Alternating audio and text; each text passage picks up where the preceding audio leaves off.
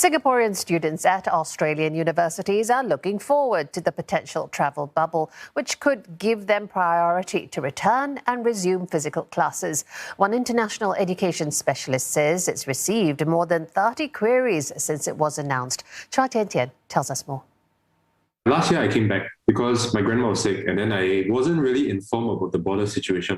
Medical student Yo Yi-jin has been stuck in Singapore for 1.5 years. He switched to online lessons for most of last year and was due to complete his year-end exams in person at the University of Adelaide. But the lockdown meant he had to miss them. The ultimatum was handed to me that I have to take a gap year and that the year 2020 for me will not be counted. I have to redo fourth year again in 2022. So essentially, I am 2 years behind my batch. With a potential travel arrangement between Singapore and Australia in the works, Yi-jin says he's hoping to get back on track, but he isn't making plans just yet. I'm being more cautious, just take things as it comes rather than be too overly optimistic.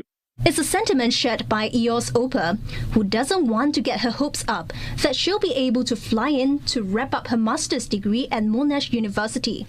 There were some talks about prioritizing international students already, which is one of the largest reasons why I decided to just continue along, hoping that I'd be in Australia. It's still close. In the case that it doesn't work out, I don't want to sign any contracts for any apartments or something like that. Overseas Education Specialist IDP Singapore says queries from interested applicants and enrolled students about flying to Australia have more than doubled over the past 2 months. And the phone's been ringing since the announcement of the potential travel bubble. In the morning alone, in an hour, we had almost over a dozen calls. There are a few questions that the students, when they call up, they're asking. First is when can they go back, right? Second one is really about should they be applying for air tickets now? Third one is really all the other administrative about accommodation.